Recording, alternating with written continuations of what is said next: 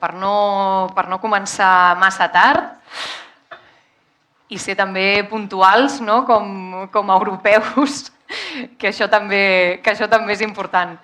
Bé, avui tenim l'honor de tenir entre nosaltres el senyor Morten Kabel, de la ciutat de Copenhague, una ciutat de referència per tots els assumptes de mobilitat sostenible. Ara comencem aquest cicle de conferències per part de mobilitat amb la idea de tenir un intercanvi saludable amb totes aquelles ciutats que ens han precedit en l'aplicació de polítiques innovadores de mobilitat sostenible i nosaltres, que potser estem més al principi del camí, necessitem aprendre molt de la seva experiència i ens il·lustra molt també les dificultats que s'hi han trobat i dins del punt on ells estan, potser molt més evolucionats, si parlem de bicicletes, és evident, no? Copenhague amb un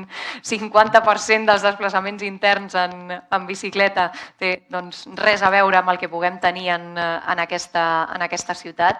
Avui ens agradaria efectivament fer un focus sobre la política ciclista, però també sobre tots els assumptes de mobilitat sostenible en general, en els quals Copenhague ens pot donar moltes lliçons.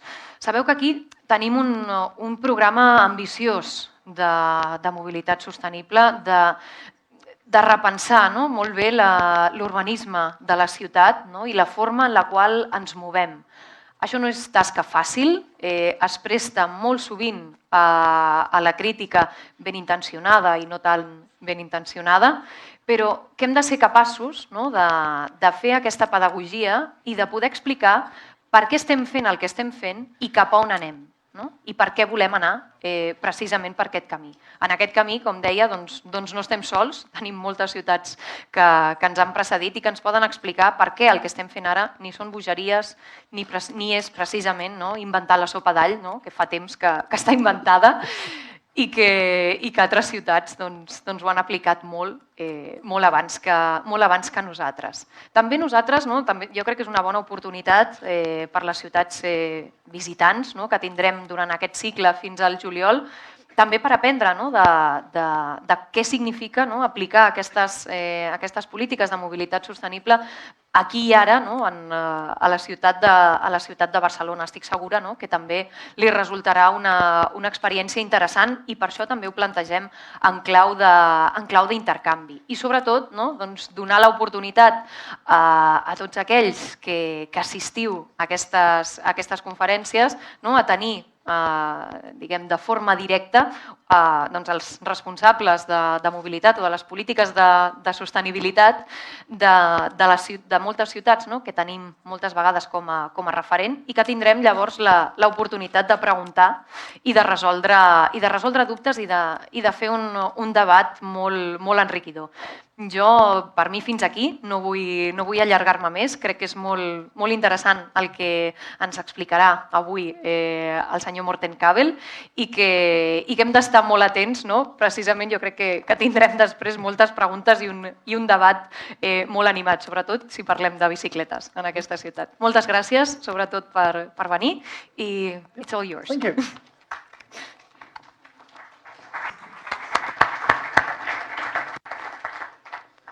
Thank you very much. Gràcies. Thank you very much for that Moltes gràcies extremely kind per aquesta presentació tan amable.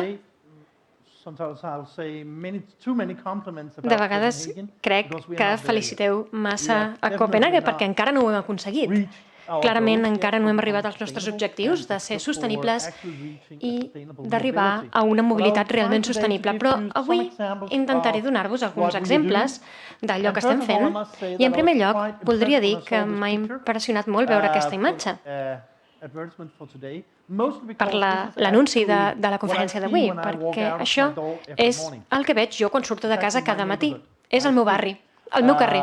So I could just as well have been on the photo. Així que quasi podria haver sortit a la fotografia i tot. És una gran coincidència i és un honor. Moltes gràcies per haver-me convidat a venir.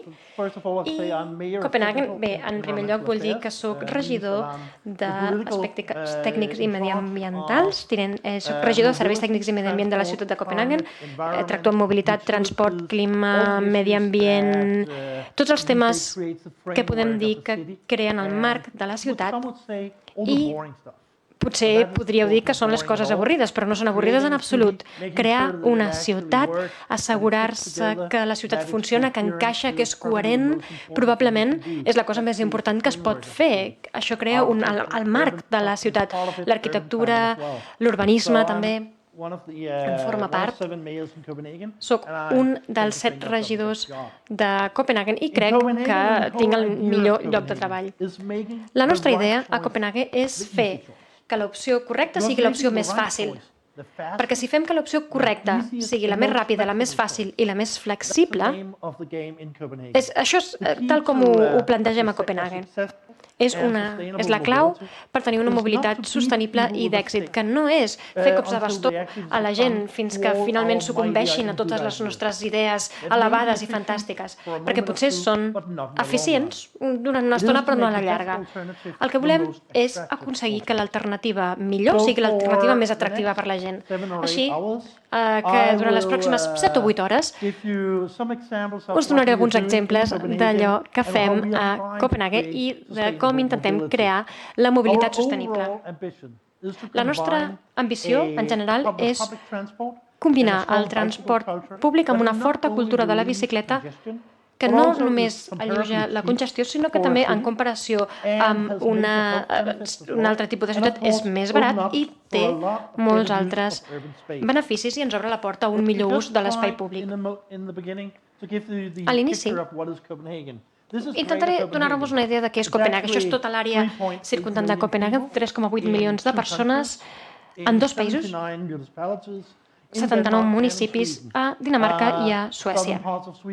La part del sud de Suècia és part del que oficialment hem reconegut com l'àrea de Copenhagen. Sembla que no funciona tota l'estona el micròfon. Bé, sembla que està bé. 3,8 milions en total, 2 milions al costat danès. Així doncs, molts més. Molt més petit que Barcelona, però espero que algun dels exemples que tenim us puguin inspirar, igual que la vostra ciutat inspira a Copenhagen. I el que feu és quelcom que també ens enduem a casa i que volem aprofitar. La història de remunta a fa uns 1.000 anys i ens ha donat un avantatge molt gran. I és que és una ciutat compacta i mixta.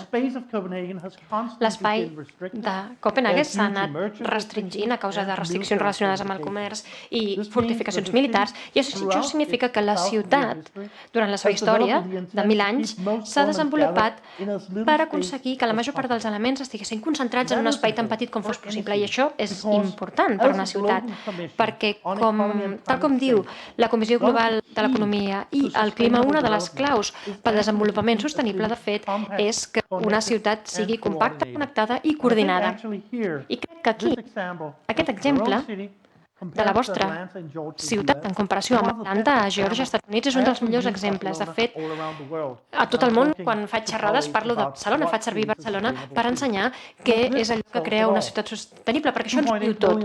2,8 milions Barcelona, 2,5 Atlanta,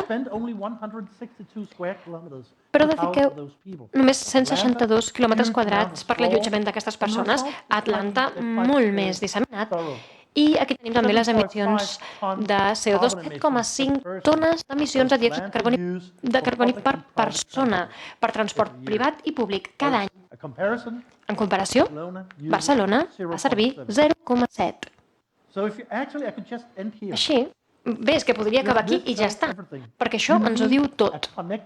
Necessitem una ciutat connectada, compacta i coordinada. I així tindrem tots els prerequisits per crear una ciutat sostenible. I aquesta és una imatge que no només la faig servir avui, la faig servir, per exemple, a Copenhagen.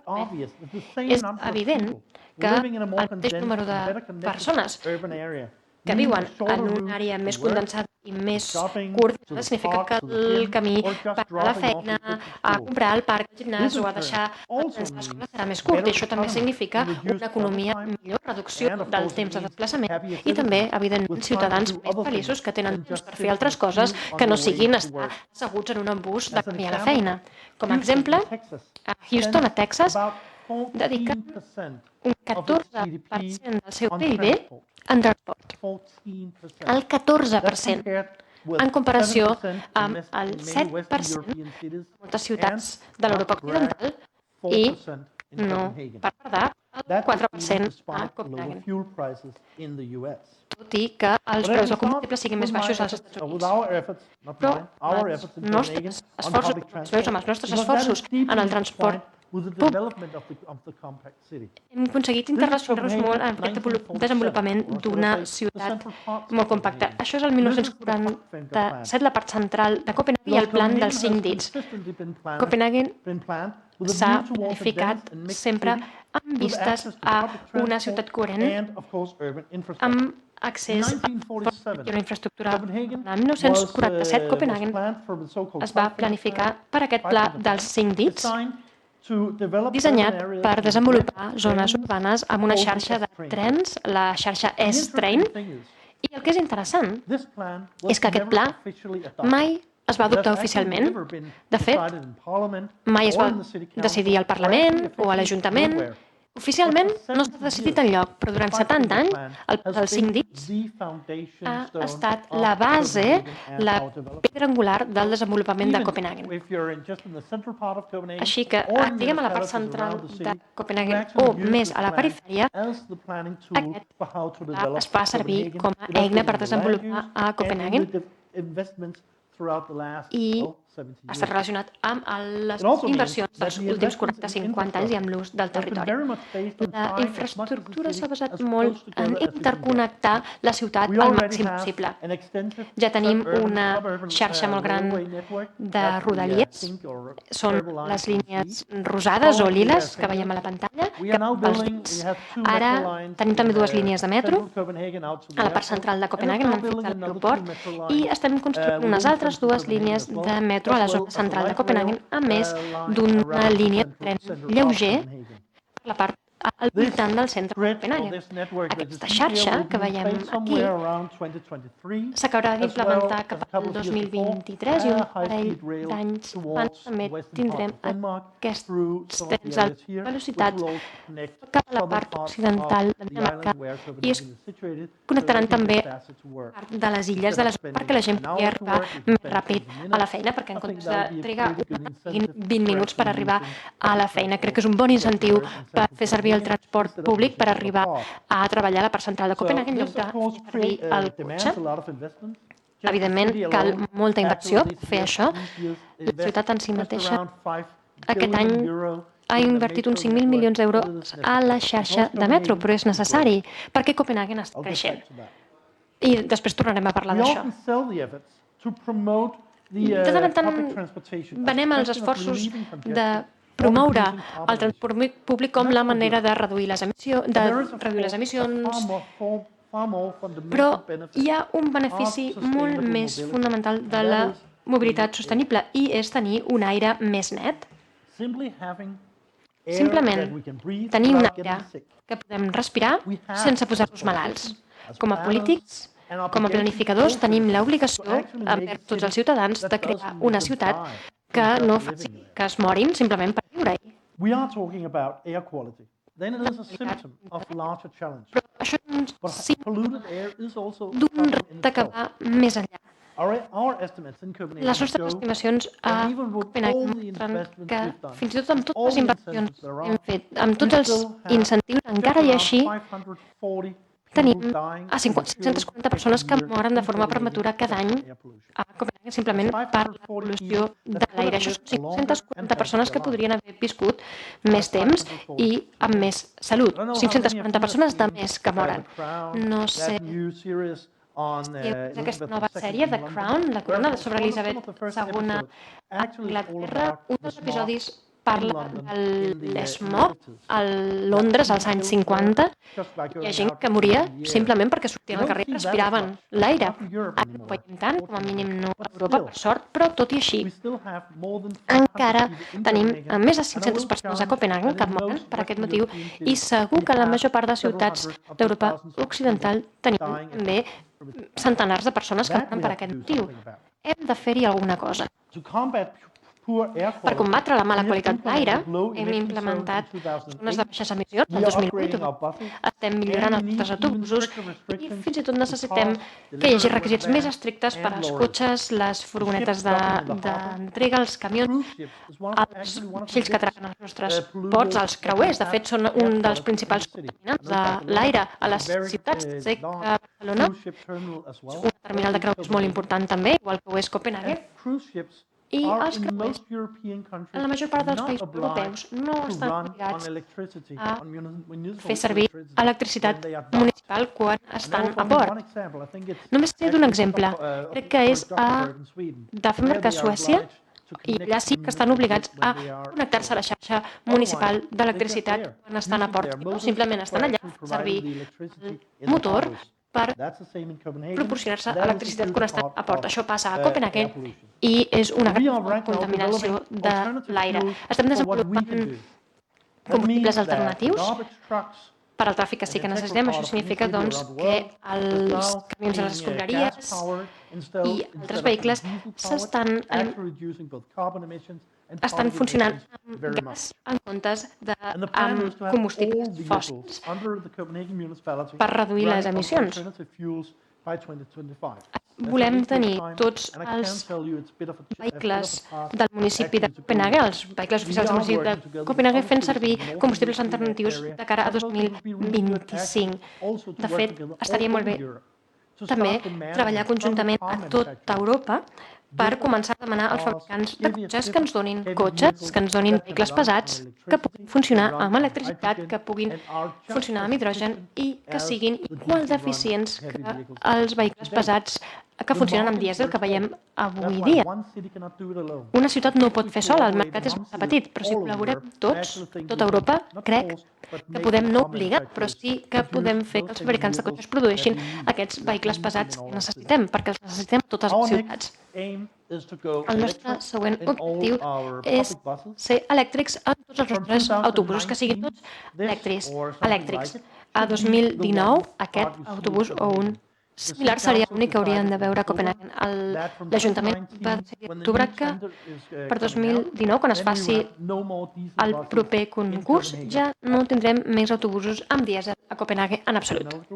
No sé si passarà, serà un dels grans reptes, però l'Ajuntament, de fet, de manera unànime, als d'esquerra i als de dreta, tothom ha dit que no volia més autobusos amb dièsel a Copenhagen de cara a 2019. Això significa que quan puguem fer-ho, i de fet hi ha ciutats xineses que ho fan, per què no ho podrien fer les ciutats europees?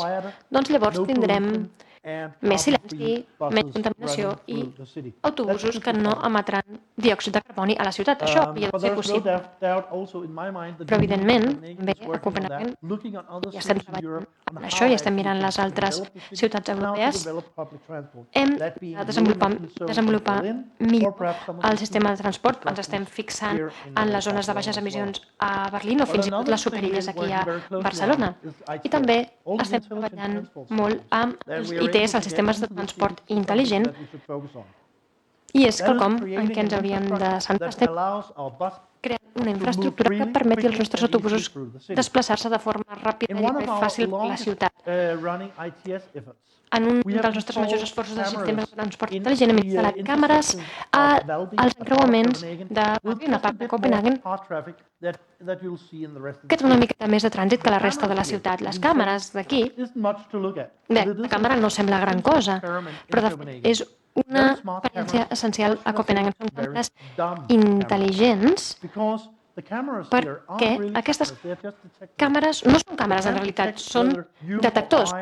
No detecten si nosaltres estem passant per la intersecció, però sí que poden detectar la forma d'una bicicleta, d'un autobús, d'un camió o d'un cotxe.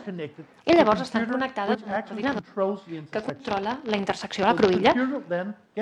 L'ordinador obté aquesta informació dels efectors i llavors l'ordinador decideix, vaja, sembla que hi ha un grup gran de ciclistes que venen. Això significa, van una mica lents.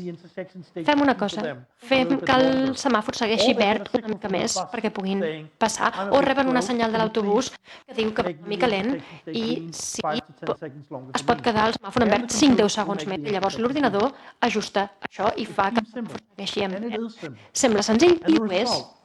Però el resultat no és senzill. Significa que l'autobús que passa per aquesta zona de barri va un 80% més ràpid pel barri. Això significa que les persones que van a treball arriben un 40% més ràpid a la feina des d'aquest barri. I això també significa que podem prioritzar el transport verd sobre el transport negre. I això és el que hem fet. Bicicletes i autobusos tenen prioritat. Els cotxes, bé. Mala sort.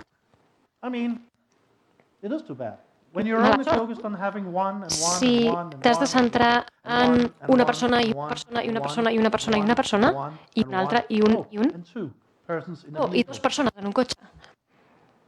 1,05 persones és la mitjana a Copenhagen de persones que van en un cotxe. Doncs que s'acostumin a no tenir prioritat. Perquè són sols. Si hi ha un autobús amb 80 persones i hi ha un grup de ciclistes, ells tenen prioritat, perquè estan fent una cosa bona, són un grup gran i tenen prioritat. Així que, si vas en cotxe, doncs quina llàstima. Una altra solució és el compàs 4D per prioritzar els autobusos en una de les cruïlles més trànsit de Copenhagen. Significa que tenim un flux del transport públic i hem començat a fer servir algunes de les mateixes situacions que hem vist aquí a Barri, també que els camions puguin travessar la ciutat. No sembla el contrari del que diuen els cotxes? En certa manera sí, però per altra banda no. Perquè fer que els transports passin més ràpid per les principals rutes de Copenhagen ajuda a reduir les emissions de diòxid de carboni i també a reduir les emissions de partícules, perquè cada vegada que un camió arrenca o s'atura, gasta 1 litre de dièsel o mig. Així que si ho podem evitar, enviem una senyal GPS a l'ordinador que hi ha al camió, llavors poden mantenir una velocitat estable, no han d'aturar-se els semàfors. Nosaltres estalviem diòxid de carboni, estalviem en emissions de partícules i el conductor estalvia dièsel. Tots ho guanyem, no?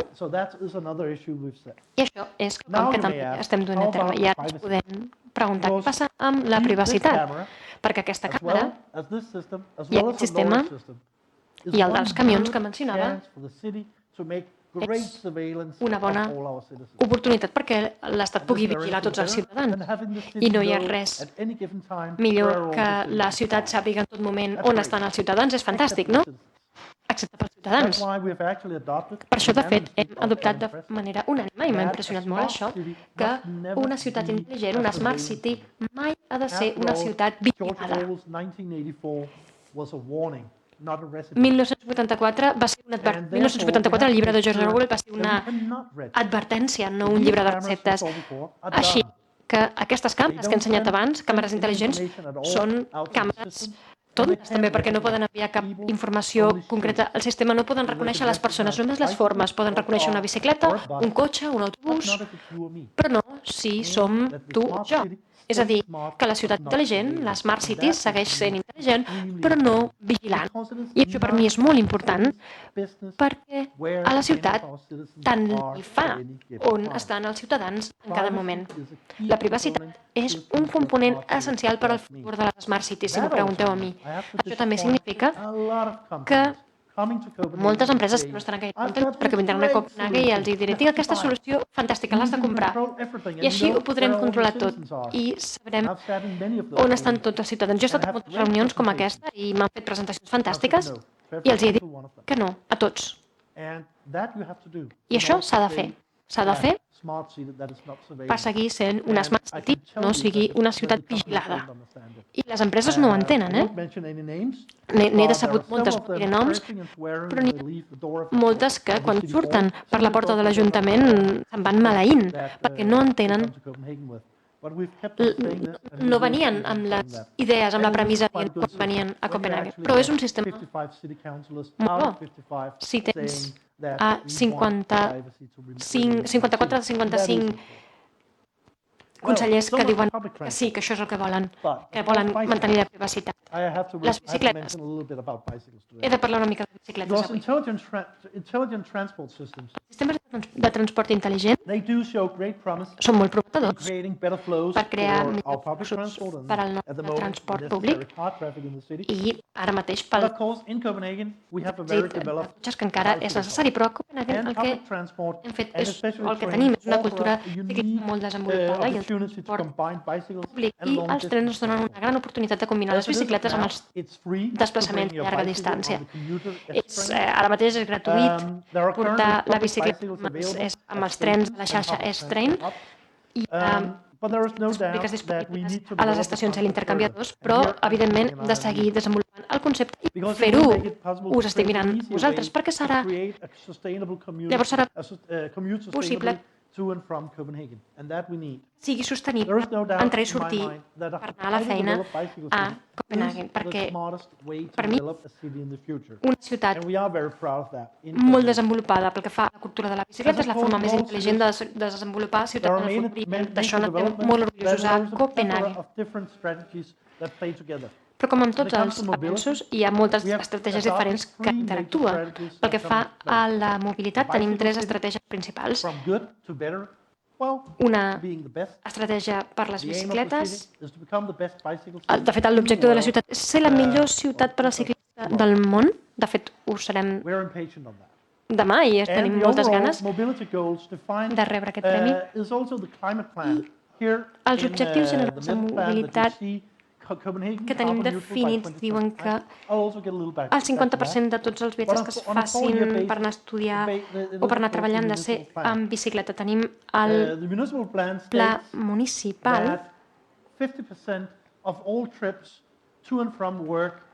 ens indica això, que quan anem a treballar o anem a estudiar, el 50% d'aquests desplaçaments s'hagin de fer amb bicicleta i que 2/3 de tots els desplaçaments s'hagin de fer en un mode de transport verd. Ens hem hagut de centrar moltíssim en augmentar el nombre de viatges que es fan en bicicleta, el nombre de desplaçaments que es fan en bicicleta. I aquest és l'objectiu, el 50% pel 2025. El 14% va ser el pic màxim que vam aconseguir pel que fa a persones que anessin a bicicleta. El 2015 va baixar una miqueta i no va ser sorprenent perquè el temps va ser molt dolent. Els habitants de Copenhagen som igual de mandrosos que la resta. No us confongueu. Però és evident, si neva, si plou, mirem per la finestra i pensem, ostres, he d'anar a una reunió, em vull mullar, anant en bicicleta fins a la feina els propers 30 minuts, doncs agafo l'autobús, evidentment. Així doncs, teníem el 41%, estava bé, i encara no he vist les xifres de 2016, però soc força optimista perquè tinc algunes xifres que sereu els primers de veure després sobre algun dels nostres ponts a Copenhague que mostren un augment del 40% des de 2015 a 2016. Així que crec que ho aconseguirem. Evidentment, crear tots aquests sistemes de metro que he ensenyat abans significarà que la xifra de desplaçaments en bicicleta també es reduirà. Per això, aquest objectiu del 50% apuntem a assolir-lo per 2025, perquè per 2023 tindrem 2 línies de metro més obertes i això significarà que molta gent farà servir el metro en lloc d'agafar la bicicleta, i això està bé.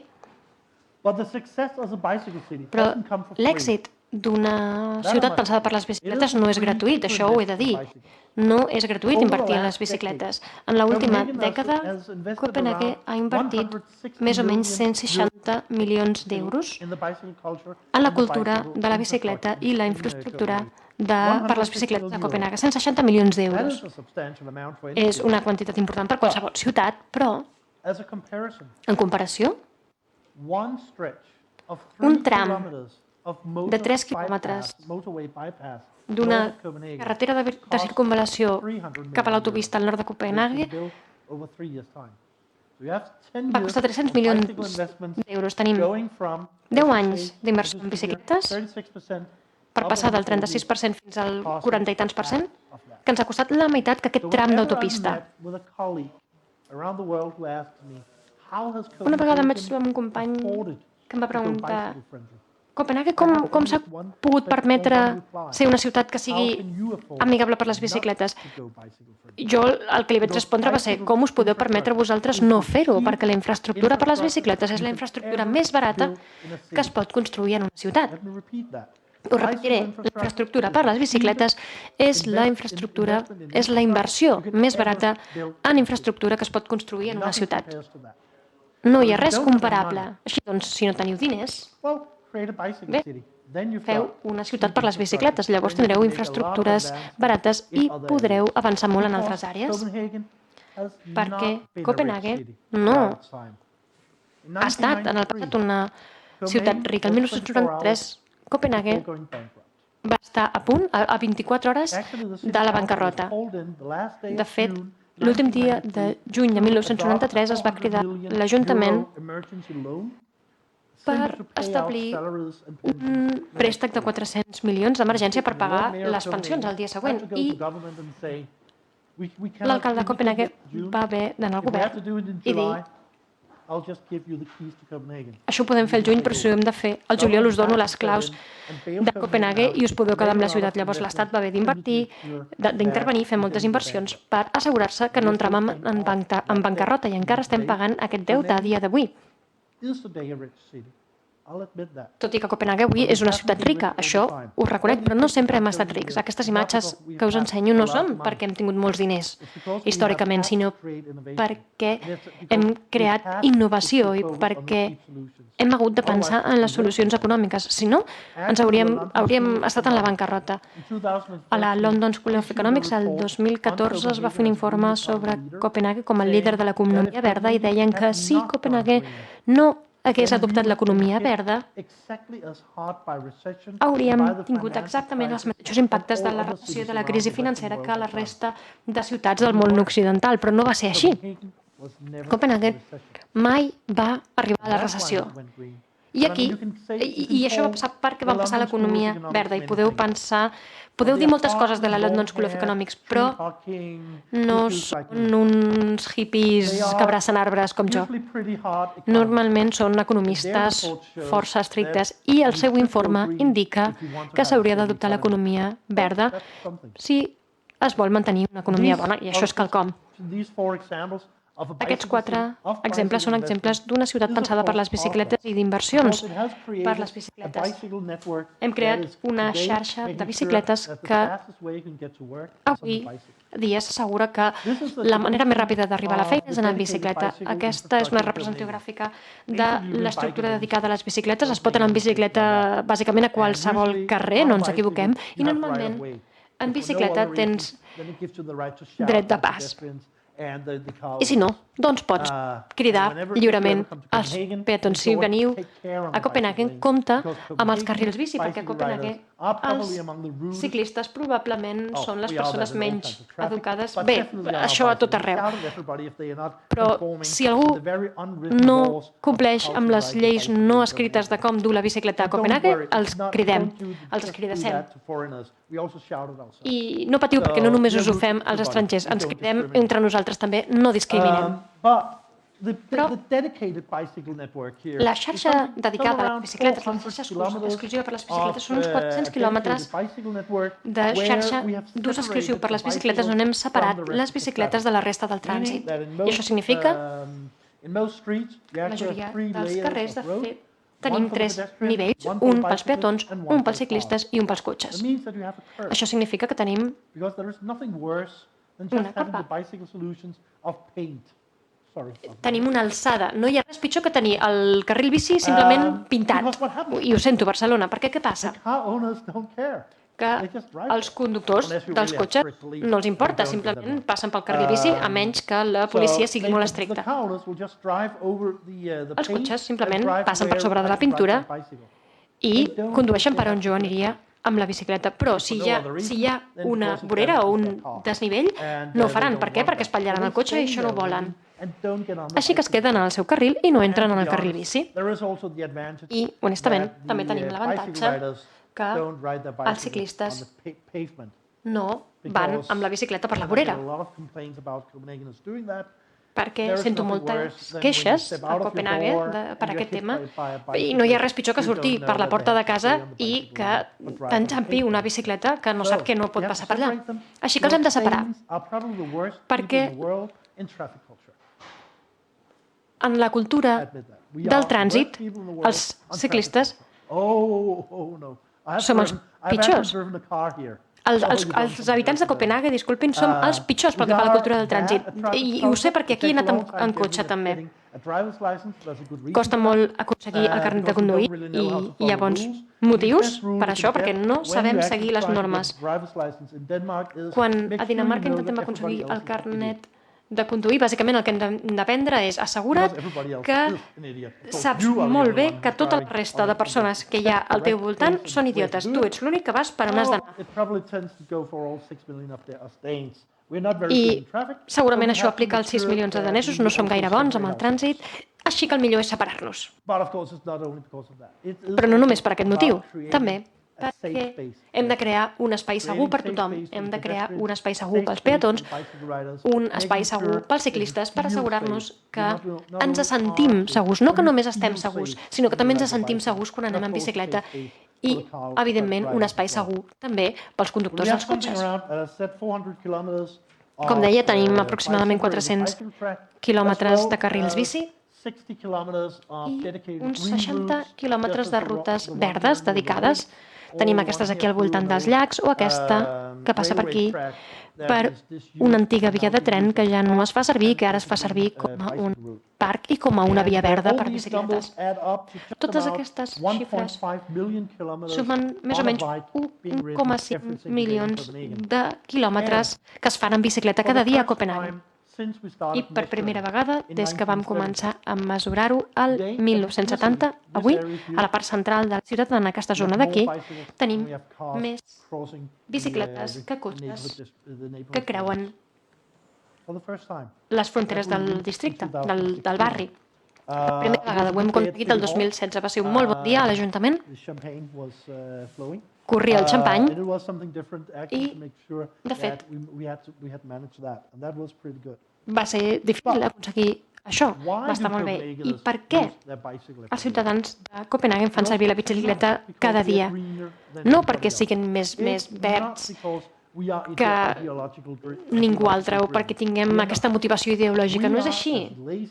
Som igual de mandrosos que vosaltres. Som igual de mandrosos que tothom, que la resta del món, perquè els éssers humans, per naturalesa, som mandrosos. Fem allò que és més fàcil, que és més ràpid. Per tant, quan pregunto a Copenhague per què feu servir la bicicleta, els ciutadans de Copenhague, per anar a la feina al matí. Això és el que responen. El 50% diuen que és perquè és la solució més ràpida i gairebé el mateix percentatge diuen que és perquè és la solució més fàcil. Varia una mica al llarg dels anys. L'exercici també és un factor important. La major part de nosaltres volem estar en bon estat de forma física. Per què agafar el cotxe per anar al gimnàs en comptes d'agafar la bicicleta cada dia per anar a la feina? És el mateix esforç és gratuït. També és econòmic, és barat, i hi ha qui diu fins i tot que és còmode fer servir la bicicleta per fer 5, 6, 10, 12 quilòmetres per anar fins a la feina. I això està bé. El 7% ens diuen que és pel medi ambient. I no sé si aquest 7% són els que pensaven que era la resposta que volíem sentir i simplement van ser amables amb l'entrevistador, però bé, el 7% van respondre que ho van fer, que ho fan pel medi ambient, i això per mi també està bé, clar. Però l'important aquí és que la solució més fàcil ha de ser la correcta. La gent ho fa perquè és el més ràpid. Quan surto per la porta al matí, podria fer servir el cotxe. Tots els regidors a Copenhagen condueixen i probablement trigaria 15-20 minuts en arribar a la feina. Però ara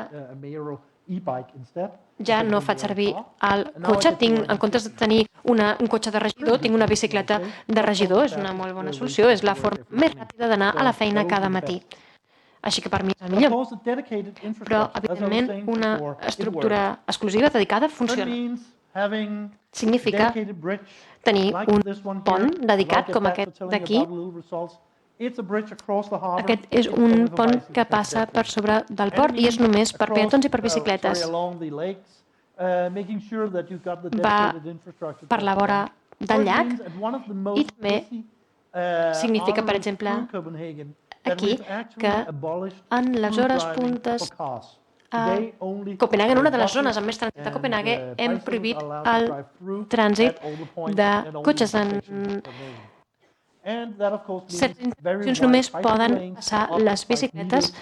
Tenim carrils bici molt en aquest districte i aquest és un dels carrers principals, és una fotografia molt d'hora al matí i sempre ens assegurem que tenim com a mínim 2,5 metres o 3 metres de carril bici dedicat en un cantó, perquè quan hi hagi molt de trànsit, doncs simplement el millor, el més fàcil, sigui passar pel costat de tots aquests cotxes que estan parats, saludar-los i dir, mira, jo arribaré a la feina.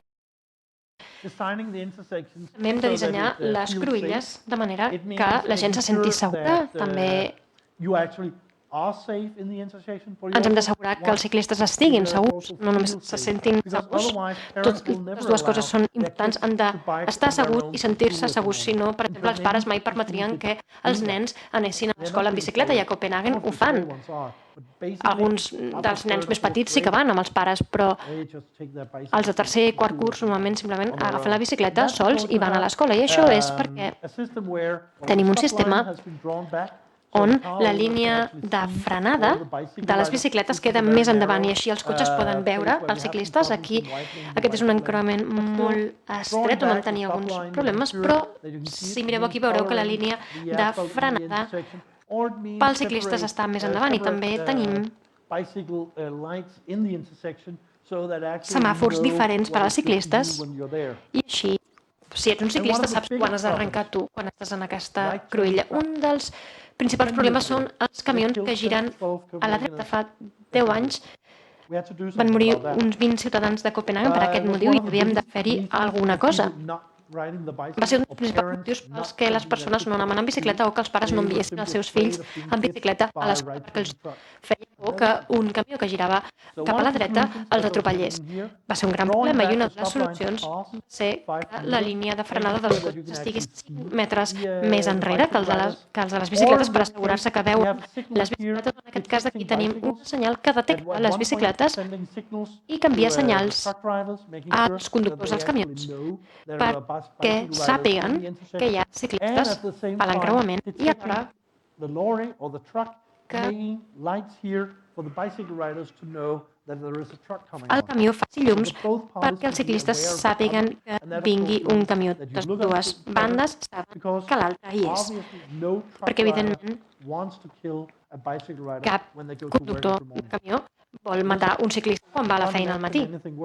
Un amic meu, de fet, és camioner i quan va a la feina al matí li fa pensar si aquell serà el dia en què accidentalment mati un ciclista quan giri cap a la dreta en un carrer.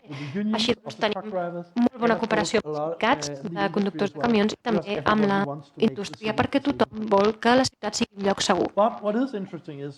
I el que és interessant és que quan redissenyem la ciutat, de fet, val la pena. We can see that today there is Veiem a que significant correlation between the avui actual dia hi safety, ha una correlació feeling of molt safety, significativa and entre the la number of seguretat, cyclists. la sensació de In seguretat i many el número de ways, ciclistes. security of safety in the city is in numbers. I When you're more bicycle riders out there, anar then en it un is grup gran safer to ride your fa que bicycle sigui every day. segur. Si hi ha And molts the ciclistes, és més segur que have vagis gone down. en bicicleta. Per In la incidència s'ha taking the base number of reduït 1995, i aquí the tenim la numbers xifra of de kilometers 1997. traveled El every número day de on a bicycle quilòmetres has increased by en dia en almost bicicleta ha 70%. augmentat gairebé un 70% But de the llavors. numbers of deaths and the serious La xifra de morts has i actually de ferits decreased by greus, de fet, 60%. s'ha reduït en un Meaning 60%. today there is a I això 76% vol dir less risk of que hi ha un getting hit, 76% seriously menys injured, de or risc killed de patir in a una traffic lesió accident greu o de or on a morir bicycle in en un Copenhagen. accident de It also trànsit means quan vas en bicicleta that a we have Copenhagen. Això també estimated significa that if you que ride hem your estimat bicycle que every si single day vas en bicicleta to and cada from dia work,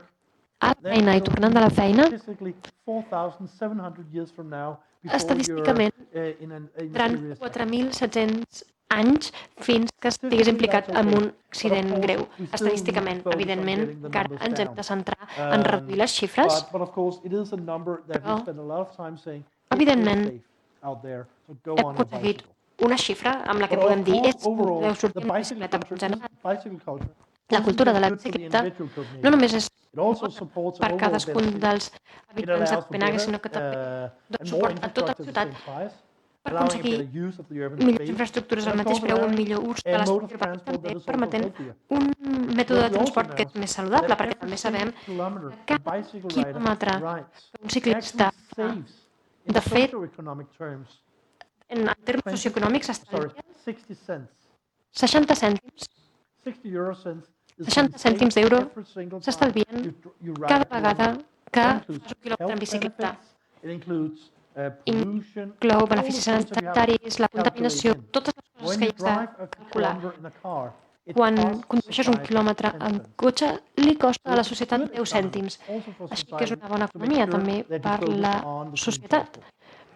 Així que ens But of hem course, d'assegurar it que ens also centrem takes en some el investments. transport verd. Però també And one example en inversions i is un the benefit exemple, of reducing travel time is the bridge benefici de that reduir you el see temps here, de desplaçament és called això Brugge que the Brugge Bridge. veiem aquí. Aquest Basically, pont, the whole Brugge, system is two bridges. I'll get back to the tenim orange dos down there. ponts, després tornaré a aquest taronja que But tenim this aquí, stretch of bridge però aquest connecting tram two de pont areas of que Copenhagen, connecta dues àrees de two development Copenhagen, areas, but over here dues àrees and en to the, desenvolupament, to the bottom here is actually the old working class neighborhood of Vesterbro. aquesta Some part d'aquí 50,000 people living in és the neighborhood. el And over barri here at the tradicionalment top side, obrer you i a la have the new part development de dalt neighborhood tenim of Copenhagen un nou that barri is being Copenhagen built these years.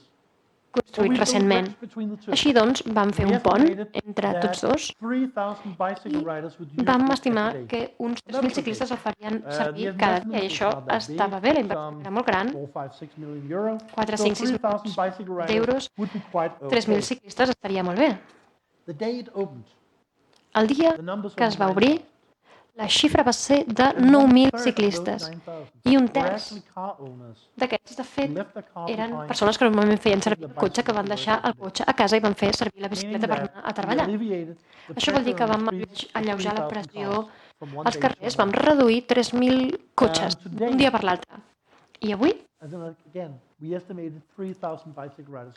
i ho torno a recordar, estimàvem 3.000 usuaris. La xifra de 2016 l'acabem de rebre. La xifra de 2016 són 24.000 ciclistes que hi passen cada dia. És a dir, que ara tenim un problema de capacitat en aquest pont. I que en algun moment hauré de trobar diners per ampliar el pont o construir-ne de nous. Però és un problema fantàstic, no? 24.000 ciclistes, un augment del 40% de 2015 a 2016. I això què ens diu? Doncs que si ho construïm, vindrà. Si construïm una bona infraestructura per les bicicletes, la gent farà servir les bicicletes. Però aquest èxit el que va fer va ser generar la necessitat de la següent inversió, perquè tots els ciclistes arribaven fins aquí, estaven molt bé, però llavors què passava? Havien d'escollir aquest carrer, que de fet acabava enmig del no-res, més o menys, o passar per aquí i de fet fer un tram d'escales.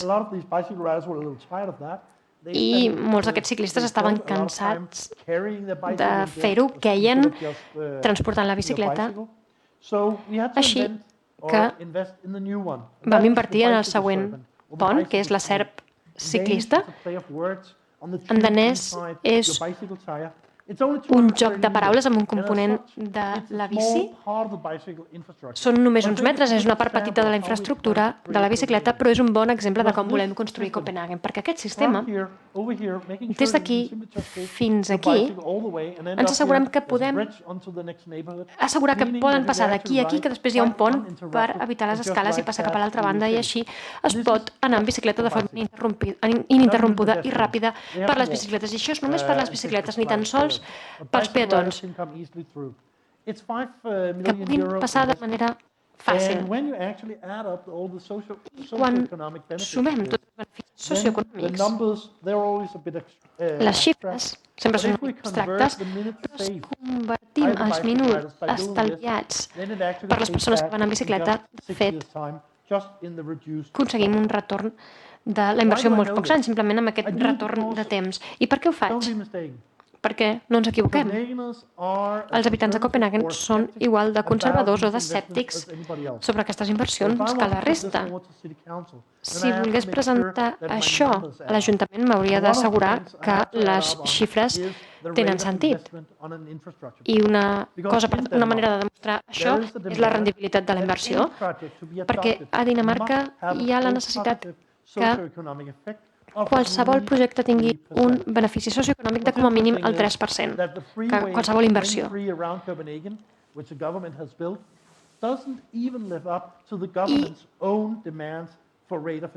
les infraestructures que ha construït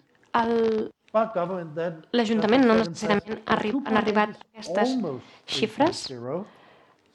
Tenim xifres de 2,8, que pràcticament és zero. And then the Minister of Transport got the money for the Ring 3 freeway. Però es va aconseguir, si descomptem els decimals, considera que era zero, i van aconseguir els diners per fer l'autopista. Però en canvi, aquí el pont té un retorn de la inversió, una rendibilitat de la inversió de 12,6. I algunes de les autopistes per bicicletes, superautopista per bicicletes que connecten Copenhagen amb el suburbis, tenen un rendiment de la inversió del 19%. És a dir, que invertir en aquests casos funciona. I hem d'escollir els projectes més beneficiosos. I d'aquesta manera, com a regidor de Medi Ambient, puc agafar i dir, vull el projecte que ens doni un millor rendiment de la inversió. Fixeu-vos, agafaré aquests aquí, els de baix, i no aquesta autopista de l'anell 3 que donava un 2,8. I a Copenhagen, igual que la resta de ciutats, tenim un fort creixement. Aquesta gràfica fa referència a la part central de Copenhagen. Això és l'inici de 2016, amb les 600.000 persones al municipi, i creixem a una velocitat del 2% cada any. Això significa que hem d'acomodar entre 10 i 12.000 persones més cada any als carrers. Això significa molta construcció, escoles, llars d'infants i tota la resta. També significa que ens hem d'assegurar que 1.000 persones noves cada mes han de tenir el seu lloc als carrers. I un dels principals beneficis que tenim, i ho he dit al principi, és que són petits i compactes, però volem seguir així, petits i compactes, i per això no tenim espai per més cotxes. No puc simplement agafar i fer una demolició massiva d'edificis. Ens hem d'assegurar que fem servir l'espai que tenim a les carreteres de la manera més eficient possible. I aquest és un bon exemple. Aquestes són exactament les mateixes persones, el mateix número de persones en els seus cotxes, amb una mitja de 1,05 a 1,1 persones per cotxe, o en transport públic, o, evidentment, amb bicicleta. No tinc cap dubte que una ciutat eficient s'ha de basar en aquests dos sistemes en el futur per poder tenir un futur. Si volem tenir un futur com a ciutat, i estem creixent, evidentment, hem d'escollir el transport públic i les bicicletes. No és una qüestió d'ideologia, és un cas d'eficiència, d'assegurar-nos que tenim la ciutat més eficient possible. I Imagineu, 300,000 bicyclists every day in the 300.000 streets of bicicletes Copenhagen. cada dia als carrers de Copenhague. Imagineu They decided not to do this. si decidissin no fer això, sinó fer això. I don't suppose we'll get much after 6 o'clock in the morning before everything would be Hauríem de total standstill. sortir abans de les 6 del matí de casa perquè si no tot estaria embussat i tindríem metall i metall al llarg dels carrers i tothom estaria allà assegut sense poder avançar. Hem de fer que sigui el més eficient possible i no és una qüestió d'ideologia, és una qüestió d'eficiència. But having huge parts of your city-state transport making that is taking place on space-efficient bicycles also opens up for a better També environment. tenir més bicicletes que són més eficients pel que fa a l'espai implica un medi ambient millor. Abans us he parlat d'un carrer que hem tancat només per bicicletes. Aquest és el pont de la Reina Lluïsa, la part central, que va de la part central de la ciutat fins als veïnats. Solia ser un carrer on teníem 2 carrils en cada direcció pels autobusos i pels cotxes i un petit carril bici i no gaire espai pels peatons. That on these car lanes and bus lanes, I ara el que tenim, in 2005, el 2005, l'autobús tenia exactament el mateix horari de pas que havia tingut abans, havent canviat els carrils i deixant-ne només un. De fet, vam buscar l'horari de pas dels autobusos de 1905 i era exactament igual. Els autobusos a dièsel anaven igual de lents que els cotxes de cavalls fa 100 anys. Això és car i no és gaire eficient. I no era gaire atractiu. Què vam fer? Vam tancar una part del carrer i vam dir aquí els cotxes ja no poden passar 20 metres, però bé, és suficient. Vam treure un carril de cotxe en cada direcció i ens vam assegurar que tinguéssim un carril bici de 5 metres perquè així tenim espai per als ciclistes que van més lents i els que van més ràpids i també es pot avançar quan algú va més ràpid. I això ha significat avui dia que la quantitat de cotxes s'ha reduït en un 10% en tot el veïnat, no només en aquest carrer, sinó en tot el veïnat. També significa que avui tenim un 30% més de ciclistes i un 40% més de persones als autobusos perquè ara poden anar més ràpid pel veïnat. És a dir, que la mobilitat en general de tot el barri de 72.000 persones ha augmentat en un 20%. És un resultat força bo. I això ve d'una inversió molt petita, d'entre 5 i 6 milions d'euros, que de fet ha augmentat la mobilitat per 72.000 persones. És un resultat força bo. I el que va ser interessant és que, honestament, vam fracassar, perquè se suposava que era un projecte de trànsit. Copenhagen va pensar, molt bé, ara tenim carrils de... O els habitants de Copenhagen diuen, molt bé, ara tenim 5 metres de carril bici i llavors tenim gent que poden portar aquestes bicicletes amb un petit calaix al davant per portar els nens a l'escola. Tot això està molt bé, però llavors, de cop i volta, es va convertir en una zona simplement de passar l'estona. És a dir, que per nosaltres era un projecte de trànsit i resulta que ha sigut un projecte per la vida, perquè en un dia d'estiu això d'aquí està ple de persones simplement assegudes, gaudint del sol, gaudint dels llacs a banda i banda, trobant-se amb els amics, amb la família, fent una barbacoa, o simplement prenent una copa de vi enmig del carrer, passant-s'ho. Mai va ser la intenció, però evidentment, bé, suposo que ho haurem d'aguantar. Al cap i a la fi, viure bé també és un objectiu per nosaltres. Així que no es tracta únicament de poder travessar la ciutat ràpidament, tinc un parell més de diapositives, sinó també tenir vies verdes per la bicicleta per assegurar-nos que aquests que no només volen atravessar la ciutat ràpidament poden fer servir els parcs o l'antiga zona militar, que avui dia és una zona verda, per creuar la ciutat d'una forma més relaxada, gaudint de la zona verda, del so dels ocells enjoying, o en aquest like, cas, we have simplement, over here, com tenim a aquí, en nice, aquesta zona d'aquí, way gaudir way through the city, away from all this traffic. d'aquest carrer allunyat So del the centre de la routes are ciutat meant i to del encourage trànsit. a more relaxed bicycling experience. And of course, if Així you tenim have una small experiència kids, més if you relaxada want to pel ciclista, i si train, tens nens petits, per then exemple, it might be easier for the small kids pot to ser més adapt to fàcil the per ells bicycle adaptar-se here on this a la path bicicleta instead of aquí out on the main streets. perquè puguin aprendre a anar en That's bicicleta que no you can do in en els you altres carrers. can do both in Copenhagen, I and that's very a much, Copenhagen fem les dues up to you. coses. I But també depèn de generally, vosaltres, these si voleu are fer el an mateix exception, o no. because Copenhageners, as I showed you on the Però many això days bicycle map, és actually want to be una able excepció to del fet take el que bicycle, volen els habitants de whenever they Copenhagen want to. és Because they anar don't més want- they ràpid want to allà on be volen anar. Where Perquè they can easily get rid of their bike. I was just about to say, put on the bike and go volen shopping. Go see simplement the deixar la windows. bicicleta on sigui i anar a comprar, per exemple, anar a veure aparadors. Això també.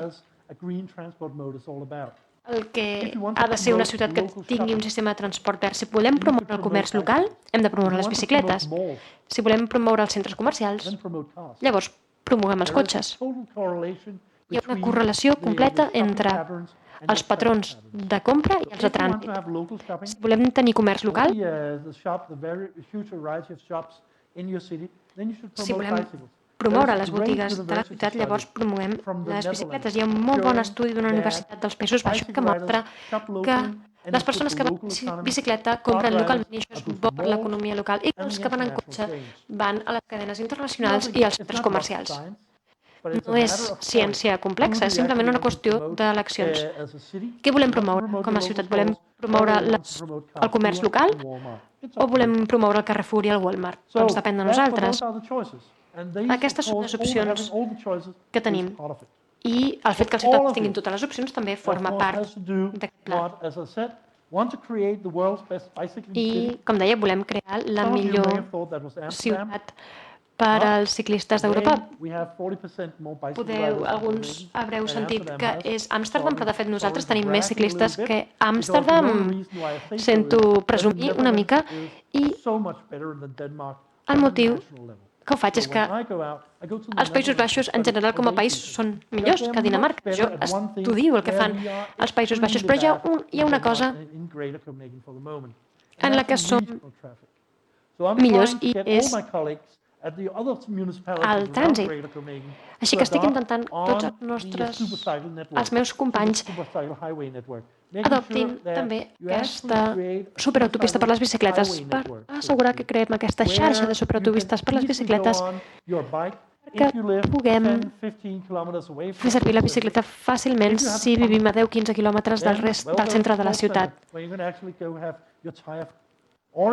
Si, per exemple, que tinguem llocs on preparar una roda punxada o que puguem inflar les rodes, hem de crear conjuntament aquesta xarxa. Hem 28 rutes coordinades també amb línies de tren, que significa que podem desplaçar les persones avui dia a Copenhagen. Els ciclistes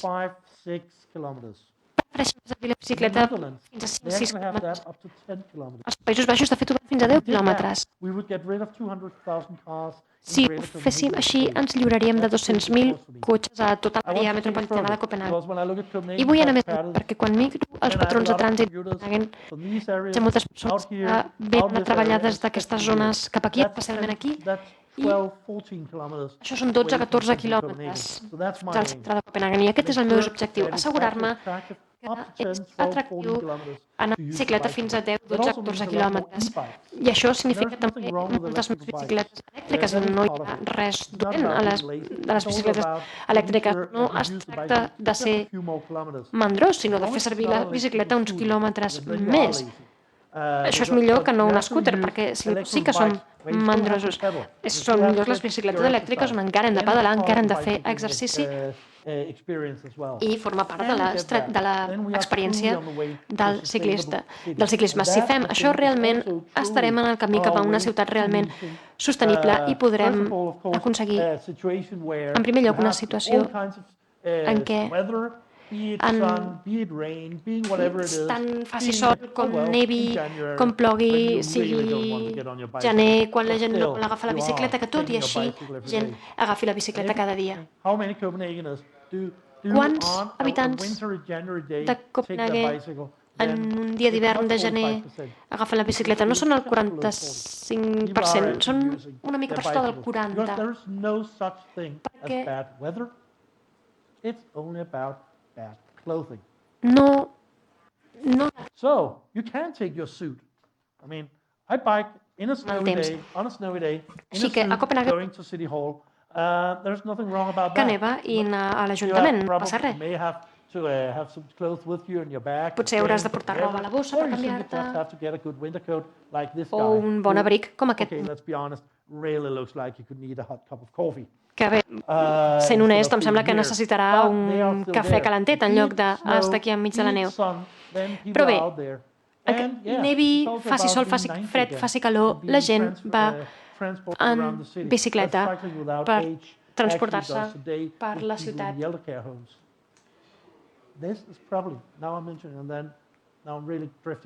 I ara me'n vaig de tema, però aquesta iniciativa que es diu Ciclistes sense edat, en què es porten les persones grans a les residències en bicicleta, va començar fa 2 anys amb 2 bicicletes de transport i anaven a les llars de gent gran i deien, teniu gent a la que pugui transportar?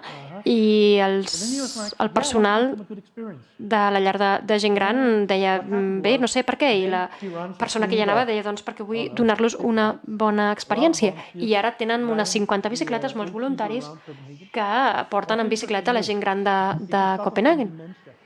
I hi ha una cosa interessant, si tens demència, no te'n recordes de res, però quan ets fora, quan notes el sol, el vent a la cara i et porten en bicicleta pel teu barri, et tornen records. I llavors tornen a la residència i estan molt millor que abans de sortir. Així que també és una qüestió de tenir cura de la gent gran, d'atenció social. Treure'ls en bicicleta, perquè treure'ls en cotxe no els aporta cap experiència, treure'ls en bicicleta sí. La iniciativa es diu Cycling Without Age, ciclistes sense edat. És una de les millors iniciatives que han sorgit i que sorgiran en molts anys. I volia acabar la meva presentació dient que tot això és bo per moltes coses, però també és bo per una cosa important. D'aquí 8 anys, aquest és l'objectiu de Copenhagen, 0 emissions.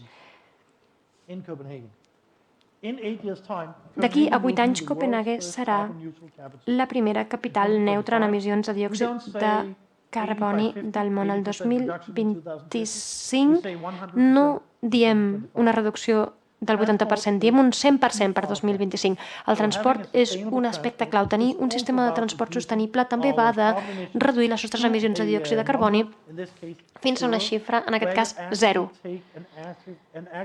en què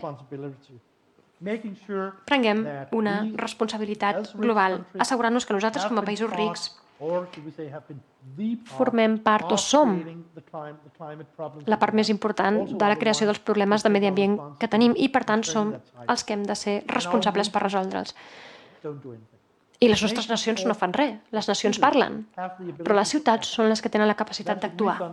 I és el que hem fet a Copenhagen dient que volem ser una ciutat amb emissions neutra en emissions de carboni al 2025 i la mobilitat sostenible és una part molt important d'això. No hi ha dubte que sense un sistema de transport verd mai aconseguirem aquesta neutralitat d'emissions de diòxid de carboni i ho hem de fer si volem tenir un futur i això forma part de tenir una mobilitat sostenible. És bo per la ciutat, és bo pels ciutadans i és bo pel món.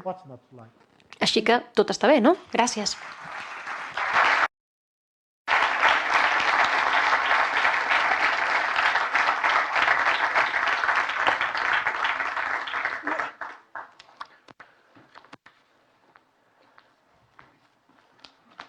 Sí.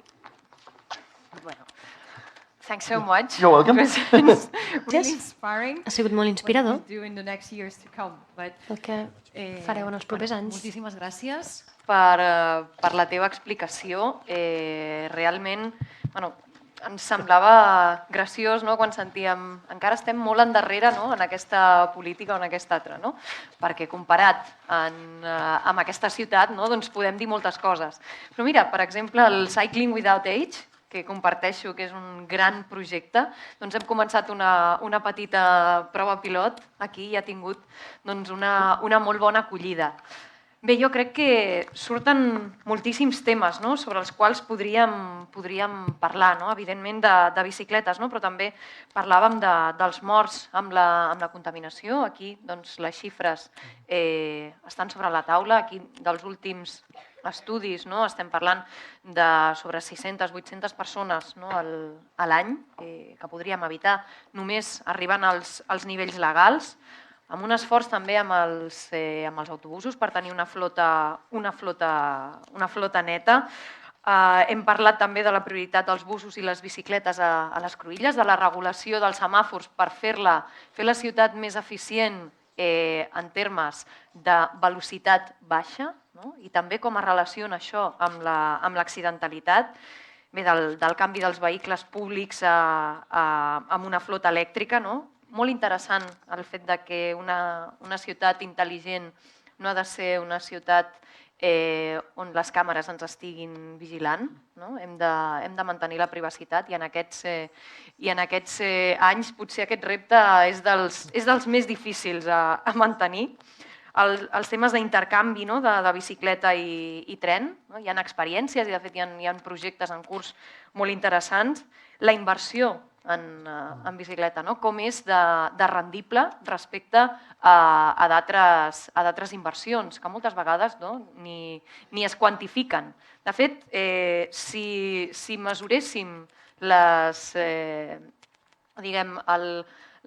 clau per la decisió política, no?, fins ara hagués estat l'eficiència i el retorn, no?, en lloc d'altres percepcions més subjectives, doncs potser s'invertiria molt més en transport públic i molt més en bicicleta, que infraestructures dedicades al vehicle privat on els seus costos simplement s'assumeixen com a part inevitable i, en canvi, a les infraestructures de transport públic o a les infraestructures de bicicleta es mira fins a l'últim cèntim, no?, i mai es parla d'inversió sinó de despesa. No? Doncs és graciós perquè realment hem de parlar d'inversió en mobilitat sostenible, en salut, en una ciutat més habitable. I bé, sortien moltíssims temes on també podem tenir diferències. Jo crec que el més útil serà donar la paraula i aprofitar que tenim aquí el senyor Morten Kabel i poder establir un diàleg entre tots. Si us sembla, farem una mica tandes de preguntes. Qui vol començar?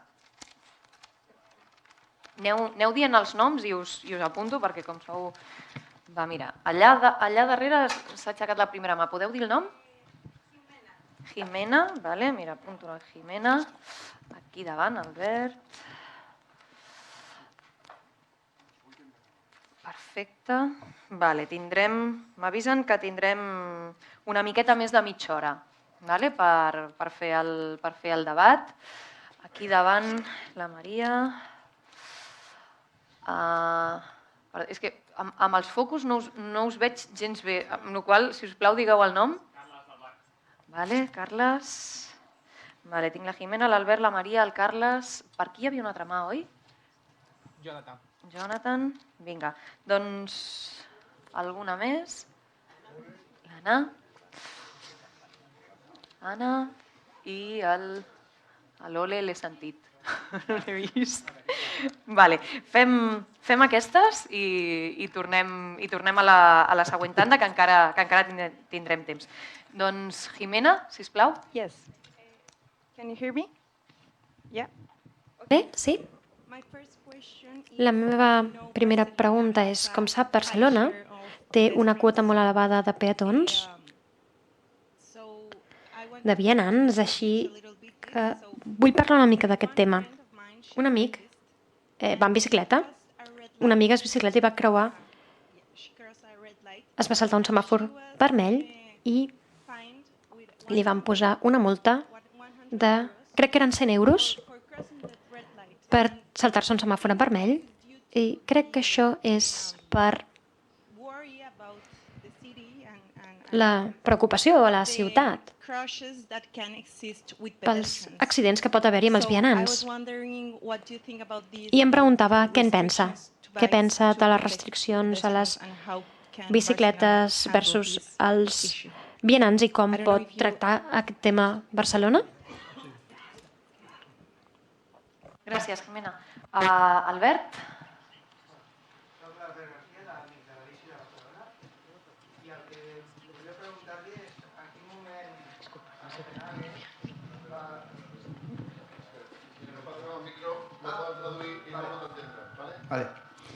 Hola, soc l'Albert Garcia, d'Amics de la Bici de Barcelona, i el que li volia preguntar és com veu Barcelona respecte al moment en què Copenhague va prendre la decisió també de promoure la bicicleta, perquè aquí s'està fent molta feina, però per nosaltres com a associació d'usuaris el que veiem és que es posa encara no la bicicleta com a prioritària, sinó que es fan uns carrils bici no prou amples, no es prioritza encara. I si això no pot crear que mai s'arribi a una Copenhague perquè no estem traient prou espai als cotxes.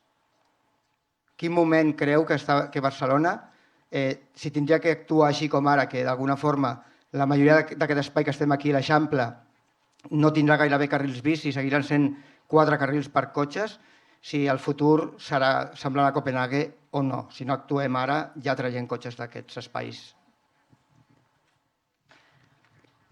Maria?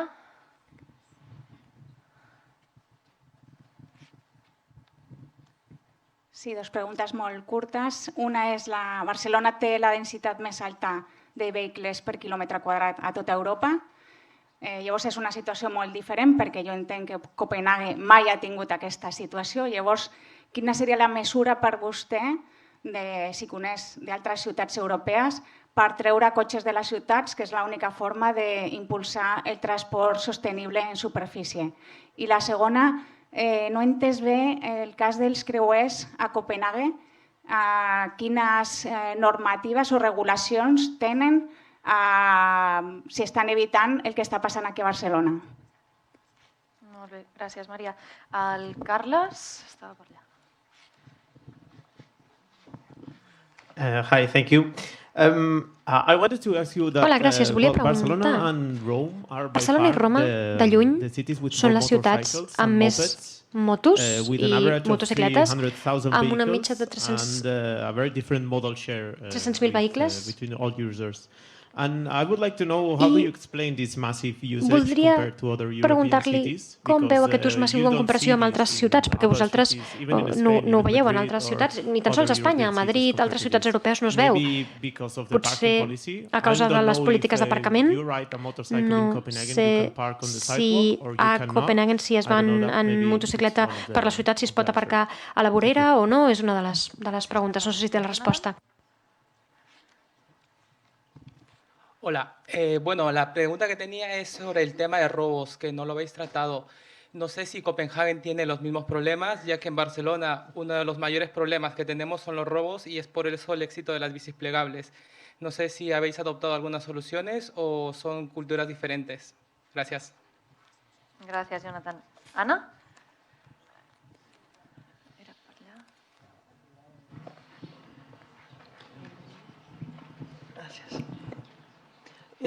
Hola, jo tenia dues preguntes. La primera tindria que veure amb els accidents de trànsit. El quadre que ha tret d'Atlanta i Barcelona, hi ha més informació i una de la informació és, per exemple, la taxa de mortalitat, que a Barcelona està a 1,7 i a Atlanta a 9 i pico. I la clau està en la distribució modal, precisament. No? A Atlanta més del 50% de vehicle privat, Barcelona penso que està al voltant del 20%. Quina seria la distribució de Copenhagen respecte al vehicle privat? Si la tenim, m'imagino, infereixo que serà inferior. I si no sap la tassa, el nombre de persones mortes per accidents de trànsit a Copenhagen. L'altre tema que voldria comentar és la gestió política d'aquest canvi de mobilitat. És a dir, a Barcelona portem més de 20 anys parlant de la mobilitat sostenible i no hem canviat la ciutat. La ciutat és la mateixa. Hem posat una mica de cada. Hem ampliat, hi ha més bicicletes, hi ha més transport públic, hi ha més vianants, hi ha més zones de vianants, però la ciutat no ha canviat. He vist que vostès tenen plans plurianuals, amb objectius quantificats. Barcelona també els té. Malgrat això, no hem sigut capaços de canviar la ciutat. Com ho han fet vostès? Políticament, com es gestiona? Com juguen els partits polítics amb això? L'oposició, com juga amb això? Gràcies, Anna. I l'última per aquesta tanda, Ole?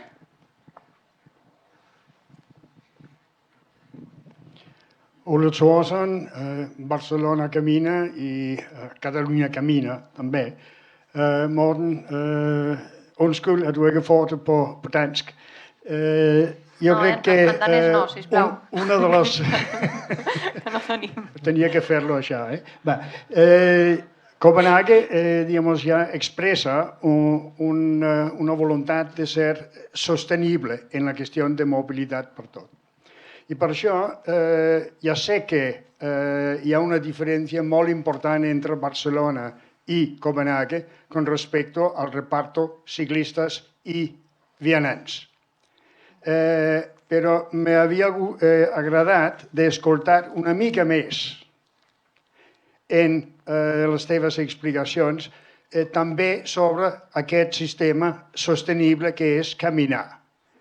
No pot ser solament que dius que les inversions són molt més rentables en ciclistes, no ho són també en invertir en vianants. Això és una cosa. L'altra, que té a veure amb els autobusos, que has dit que els autobusos oficials van estar sense contaminació amb el zero que poses aquí en 2025. Què passa amb tots els autobusos privats que també entren en Copenhague?